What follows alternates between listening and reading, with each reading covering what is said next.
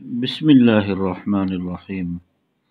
ہاں، جیسا کہ آپ کو معلوم ہے کہ ہم حلقہ ذکر میں اہل اللہ کے واقعات پڑھتے ہیں، تو آج کا جو واقعہ ہے وہ ہے کچھ اس طرح ہے کہ ایک مرتبہ ایک صاحب جلال بادشاہ کا دربار سجا ہوا تھا۔ وزراء، مشیر اور مصاحبین سبھی بڑے آداب سے سہمے سہمے بیٹھے تھے کہ اتنے میں ایک بزرگ وہاں تشریف لے آئے۔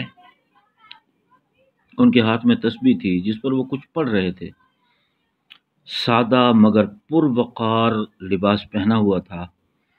جو ہی ان پر بادشاہ کی نظر پڑی تو بادشاہ نے ایک سوال کیا ان سے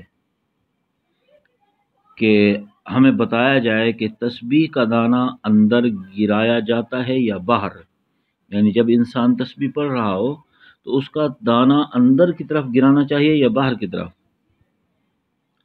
تو وہ جو بزرگ تھے وہ بادشاہ کا مزاج بڑا خوب سمجھتے تھے، کیونکہ بعض اوقات ایسا ہوتا ہے کہ معمولی سی بات باعث گردن زدنی ہو جایا کرتی ہے، اور بعض مرتبہ چھوٹی سی بات پر بڑے اعزاز و اکرام سے نواز دیا جاتا ہے۔ یہ بادشاہوں کی عادت ہوتی ہے۔ تو بہرحال تسبیح بھی در حقیقت صرف گننے کے لیے ہوتی ہے، انگلیوں پر پڑھنا سنت ہے، یہ بات یاد رکھیں۔ یعنی تسبیح جو ہوتی ہے صرف گننے کے لیے ہوتی ہے، انگلیوں پر پڑھنا سنت ہے اور اس پر پڑھنا جائز ہے، یعنی تسبیح پر پڑھنا جائز ہے۔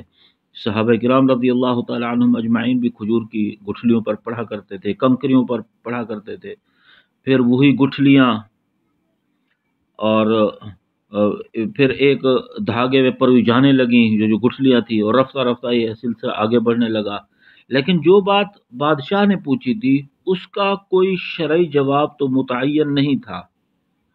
دونوں طرح پڑھ سکتے ہیں، لیکن اللہ والے صاحب بصیرت ہوتے ہیں، یاد رکھیں۔ اللہ تعالیٰ نے ان کو دل کی آنکھیں عطا فرمائی ہوئی ہوتی ہیں، اور جو انسان کے جسم کو اللہ تعالیٰ نے آنکھیں عطا فرمائی ہیں نا، ان کو بصارت کہا جاتا ہے، اور جو دل کی آنکھیں ہوتی ہیں ان کو بصیرت کہا جاتا ہے۔ بصارت اور بصیرت میں بڑا فرق ہوتا ہے۔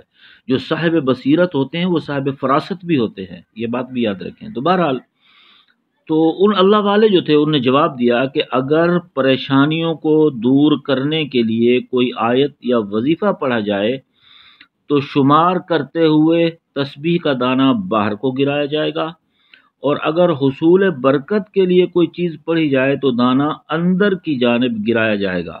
تو بادشاہ اس جواب سے مطمئن ہو گیا۔ تو یہاں پر ایک بات اور بھی یاد رکھیں کہ انہوں نے جو بات ارشاد فرمائی نا، بزرگ نے بڑی خوب بات ارشاد فرمائی، بادشاہ بڑا خوش بھی ہوا۔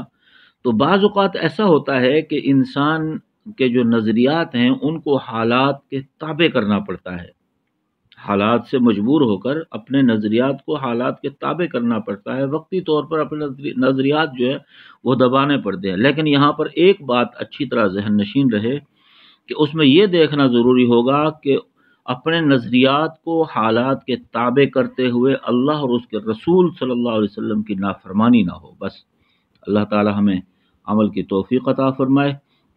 وآخر دعوانا الحمد للہ رب العالمین۔